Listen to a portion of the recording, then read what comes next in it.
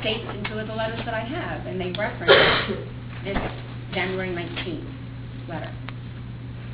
So hopefully I can get them resolved and someone will give me an answer to my questions regarding this. And I know it's late, and Joe, not electioneering freshman, no, it's not. And I'm going to bring up once again, and I brought this up at the other meeting, and it was about our single audit. And I haven't got any clear answers on that single audit. And there were some deficiencies. And in the audit, it said that they were being addressed. And then I learned from Bowman and Company, the accounting firm, when I contacted them directly, they said that the county had already submitted our corrective action plan. And I said to him, I hadn't seen any corrective action plan. As a matter of fact, I really didn't see, or it wasn't issued to me, that report. And he said that we have to pass a resolution on the single audit. So, and we have a 45-day window to do that. So, do you have any idea as to when that'll be presented to the board? I think we had that conversation, not 2 weeks ago. 2 weeks ago. Correct. If I may, the single audit will be on conference next week, and it will be either the same day public or the following week. But it's scheduled to go on conference next week. Conference next week, Ed? Yes, ma'am. Thank you. Now, having said that, I have some really serious concerns about the budget. And I went through it with a really fine-tooth comb. When you see red flags like this, it makes other little red flags pop up, and you go, I wonder why that wasn't emphasized, or why we really didn't know about it. I can't hear you, Chris. I can hear you. Director? He's not talking to you, he's talking to himself, folks. Please don't talk to yourself when she's having her time. Thank you. It's distracting.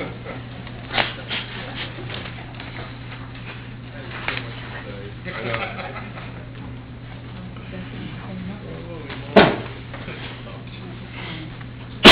For the year ended December 31st, 2010, here's the audit. On page 2 of that audit, these financial statements are general fixed asset group accounts for the year ended December 31st, 2010. These financial statements are the responsibility of the county management. Our responsibility, our meaning the accounting firm, is to express an opinion on these financial statements based on our audit.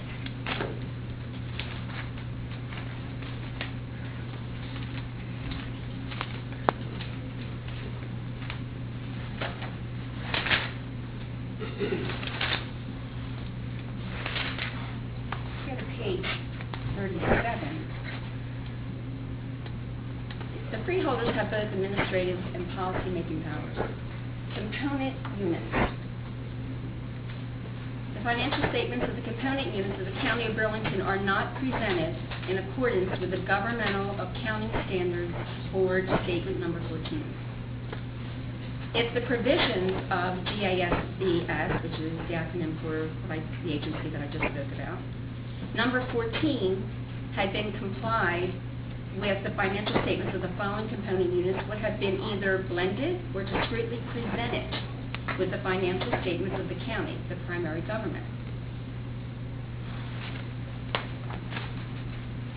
Number 41.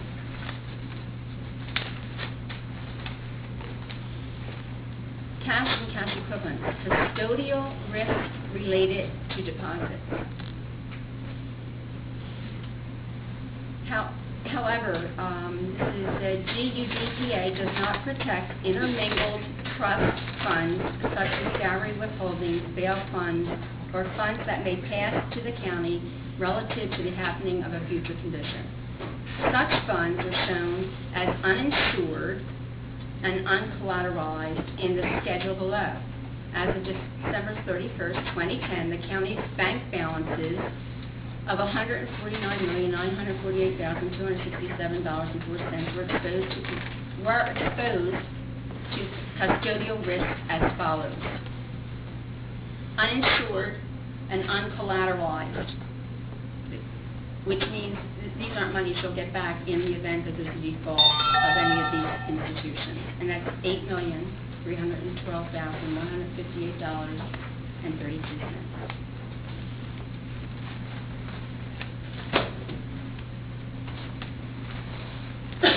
On page 42, to follow up custodial risk,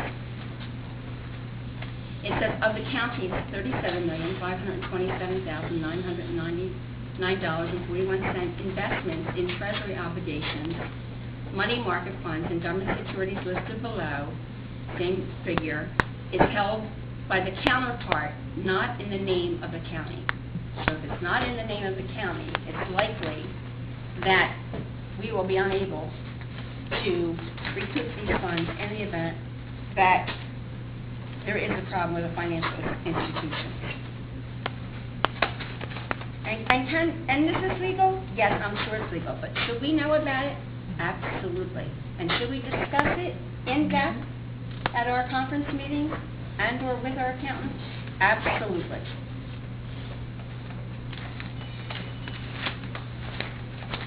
Page 55. Burlington County Bridge Commission's governmental leasing and loan program. Leasing program at December 31st, 2010, the county's balance payable of the Burlington County Bridge Commission's government leasing program was $46,549,000, general capital fund, and that's in that fund, and $37,313,000 in a utility capital fund. So you can see where the Bridge Commission is coming in here, and what my objection was to them be in the bank. Number 56, all outstanding debt and all authorized but not issued debt attributed to solid waste projects was transferred from the general capital fund to the solid waste utility fund. Until November 29, 2010, the solid waste facility operated under a permit that had expired on September 27, 2009. So we were in an operation of a year ago, a live permit. An application for renewal of the solid waste facility permit was submitted to the NJDEP on June 30, 2009. A solid waste facility permit was issued on November 29th and expires November 29, 2015. Interest earned on the investment of these funds is credited to the Burlington County Open Space Recreation Farmland Historic Preservation, and this is under our trust. Installment purchase agreement to attain the rights to the open spaces and farmland in order to permanently restrict the rights. The strategic plans provide for the acquisition of property or the rights to the property through the use of various conservation easements, development rights, direct purchase, and public-private partnerships. Go to the next page, and on that 57, and I need some clarification on this, and maybe you and Mary Pat can help me with this. Notes to financial statements, Open Space Recreation Farmland Historic Preservation Trust, and the principal, the due date, there are many of those that are due. So where are we with that, and how are we handling those due dates? It's 1997, 510, it's 11/15/11. These are all 11/15/11. There's many. When the landowner selects to take payment from the county for purchase of its easements through an installment agreement, we buy U.S. Treasury strips. Those strips are invested so that on the maturity date of the IPA, the principal payment is there to pay the landowner. So there are investments that secure those principal payments that come due on 11/15 of each year. And investment to value at maturity, we're in a positive on all of those? As far as I know. Thank you.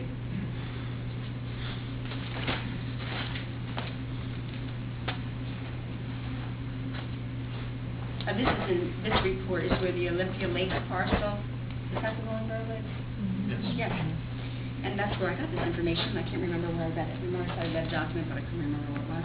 What was it? And it said on February 11, 1997, the County Board of Chosen Freeholders adopted improvement authorization appropriating $505,000 for the purchase of the development interest in Olympia Lakes in Willingboro.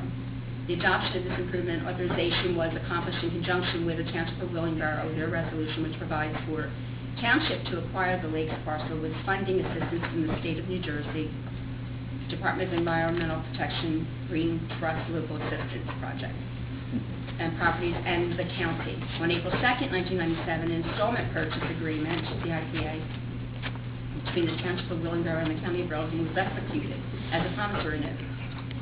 The note states that the County of Burlington promises to pay the Township of Willingboro the principal amount of $505,000 plus interest, the rate of 2% annum. In addition, the following conditions under the Article 4, payment of purchase price of the note is cited. The county's obligation to make timely payments pursuant to the note,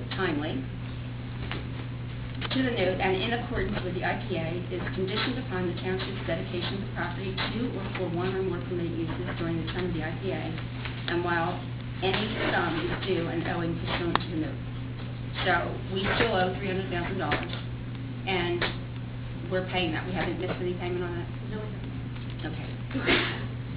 Bless you. God bless.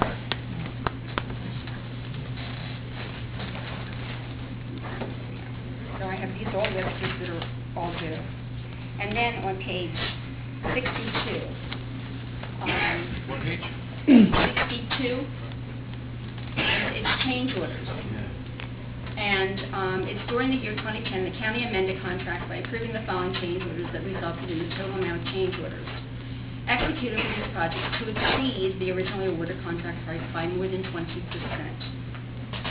The resolution numbers and then the project descriptions were Burlington County through the Association United Way of Burlington County and the Lester A. Drink Behavioral Center. And it's NJAC 5:30110910 states that the total number of change orders executed for a particular contract shall not cause the originally awarded contract price to exceed more than 20% unless otherwise authorized, and if proposed change orders do exceed that 20% limitation, no work shall be performed or purchases made until the procedures have been completed, delineates the required procedures for change orders which exceed the 20%. So I guess what I would need on those is because we were all here on the board, the change orders to these project descriptions. 2010.